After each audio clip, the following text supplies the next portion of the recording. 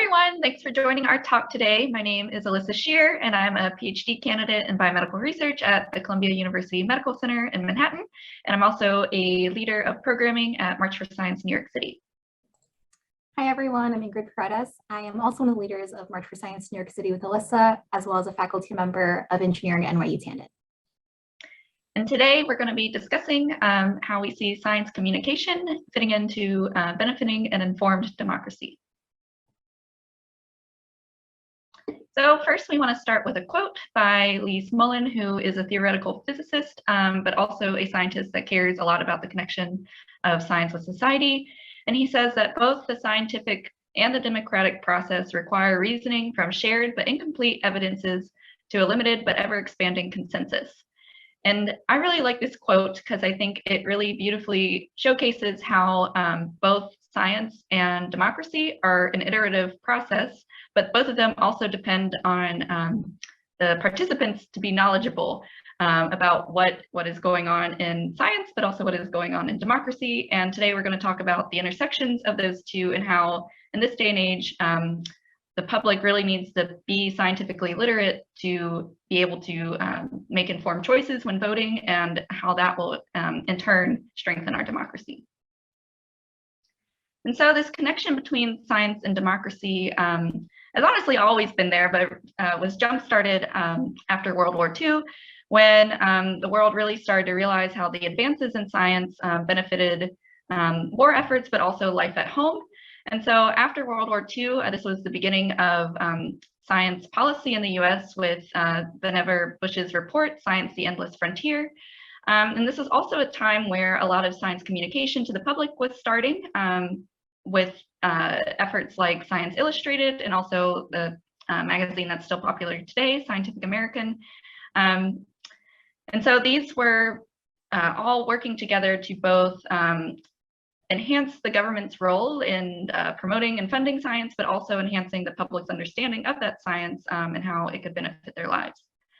But flash forward to today, we are living in a different time from the 1950s, and we have a severe distrust in elected officials, and so our democracy isn't doing well, in part because of that. But on the positive end, we still have quite a high trust in medical scientists and basic scientists, even though there are some minority groups that are quite loud and vocal about their distrust. Overall, the numbers are looking good.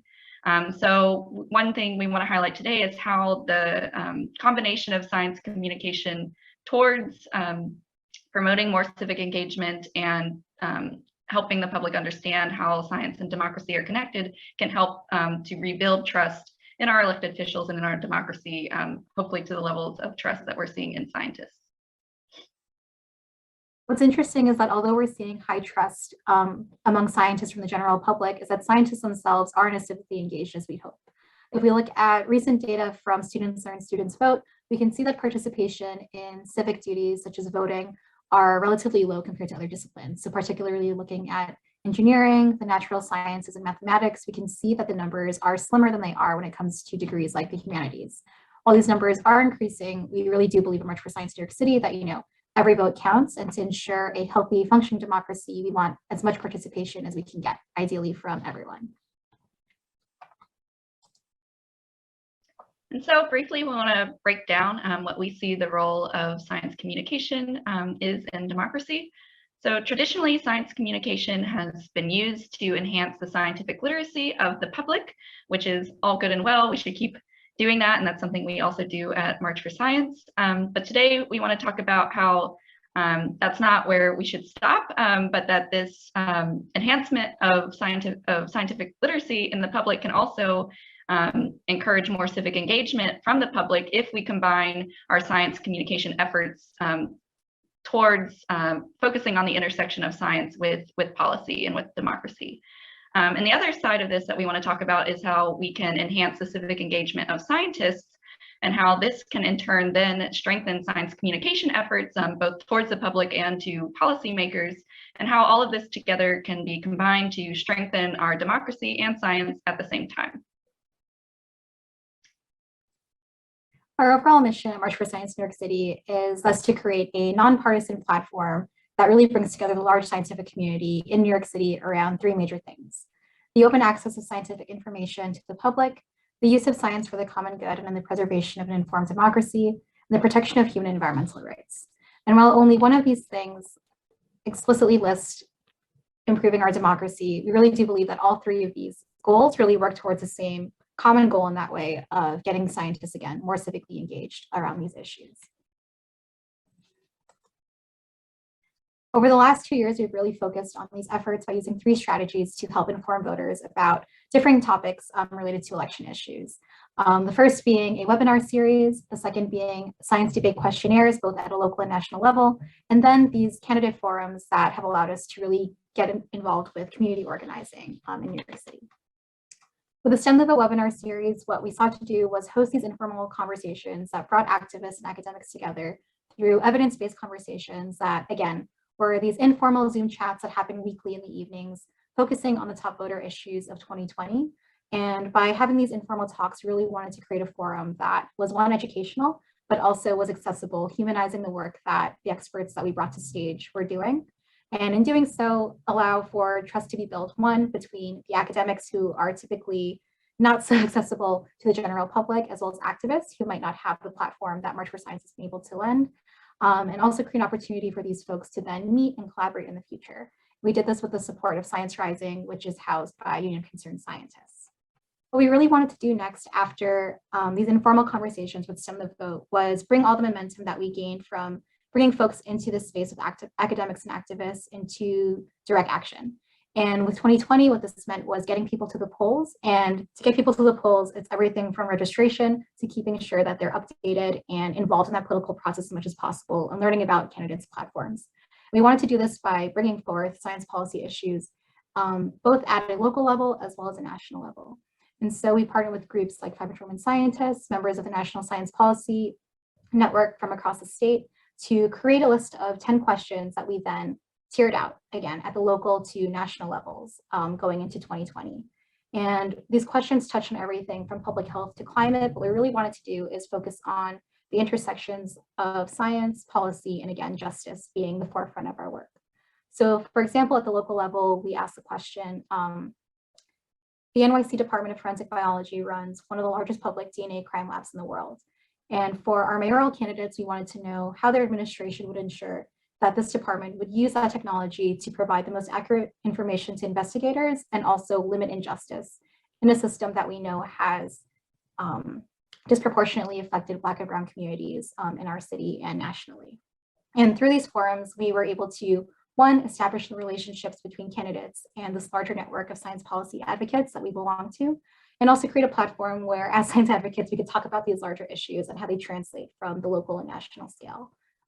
Going forward, we do want to keep doing this work and create educational resources to pair with these questions. Not only did we send questionnaires to the candidates, but we also were lucky enough to get some of them to come on live streams with us so we could directly ask them the questions and hear their answers.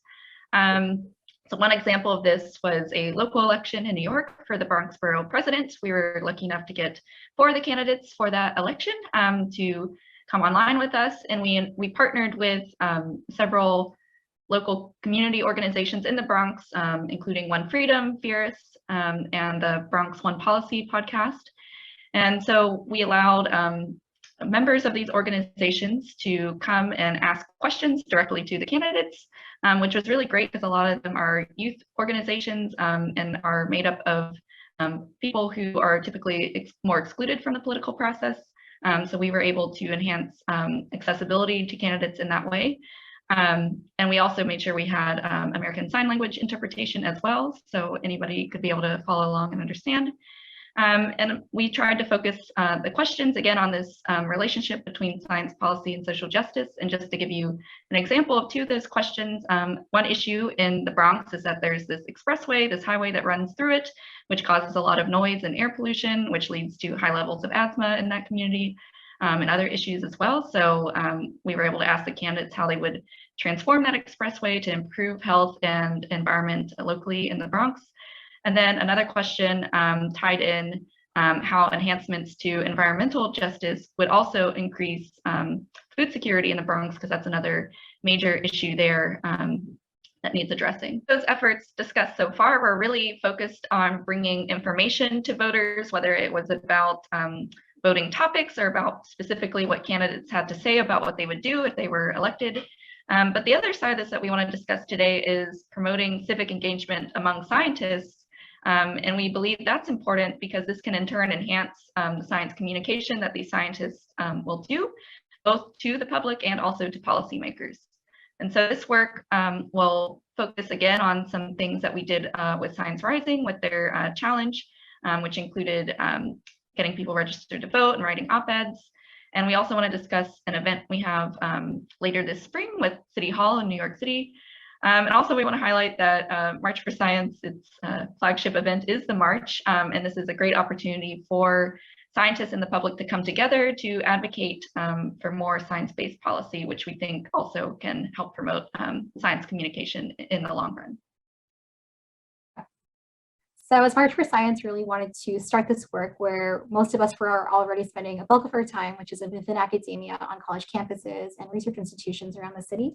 And as we said before, STEM students vote less than their peers of other disciplines do. What we really wanted to do was create programming and create resources by other STEM students that they could use to, one, execute programming themselves, but also be good role models for civically engaged scientists right on their college campuses. So we did this in partnership with UCB Science Policy Group, which is part of the larger National Science Policy Network, as well as Plus One Vote. This whole thing is, bringing a friend, bringing your plus one to the polls along with you.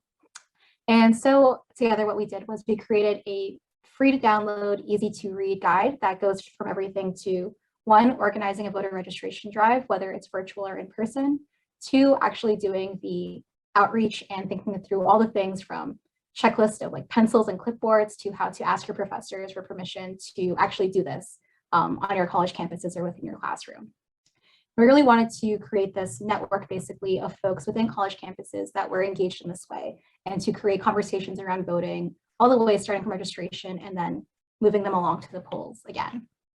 And so not just stopping at the student level, but working with educators themselves as well as professional science communicators to create resources just, as simple as including a line about voter registration on your syllabi, reminding students about deadlines ahead of time during class, and openly and actively having these discussions about the intersection of science, policy, and society within your classrooms.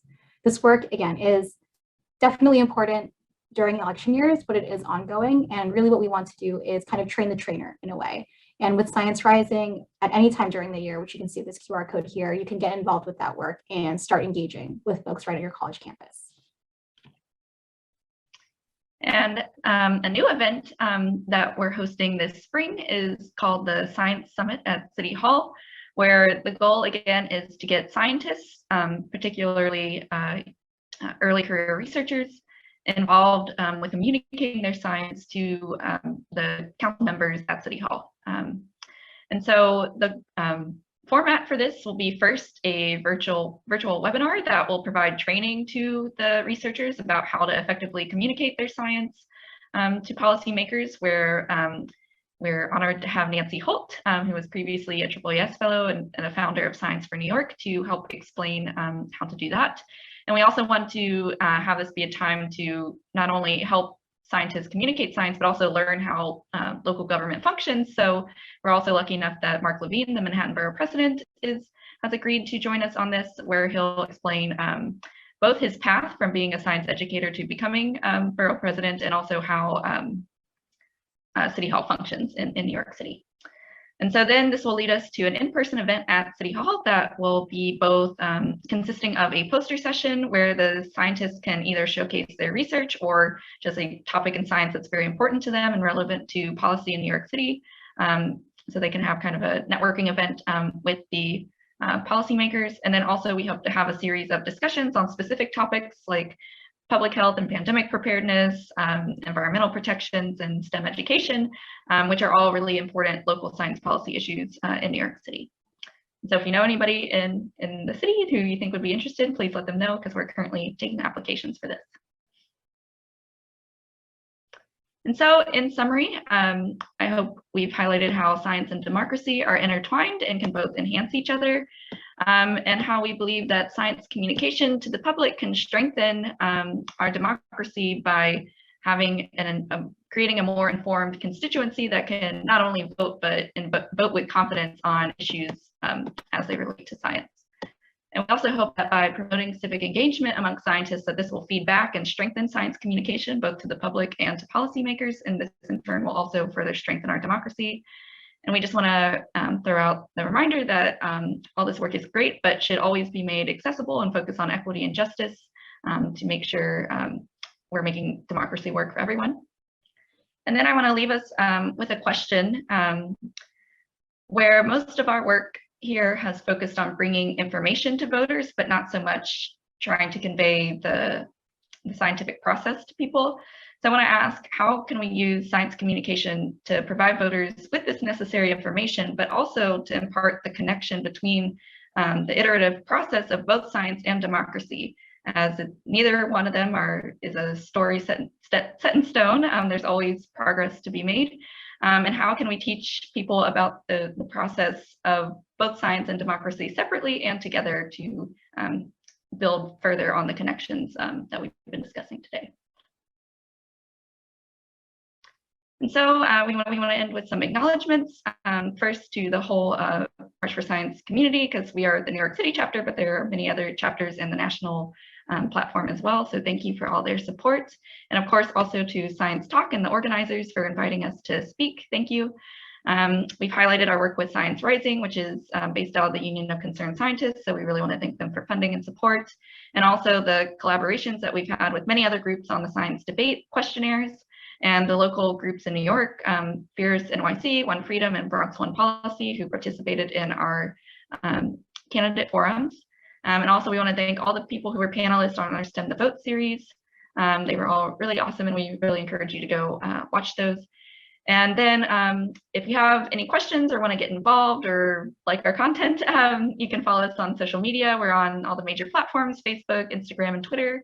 And then of course, you can reach out to me at alyssa@marchforscience.nyc if you have any questions or again, want to get involved with any of this science communication work that we've been doing. And so with that, we just want to say thank you for listening, and we'll take any questions that the audience has.